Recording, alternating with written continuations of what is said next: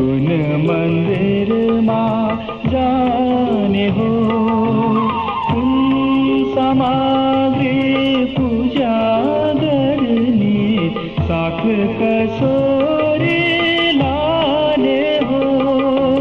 कुन मन्दिरमा जान्छौ यात्री, कुन मन्दिरमा जाने हो, कुन सामग्री पूजा गर्ने, साथ कसो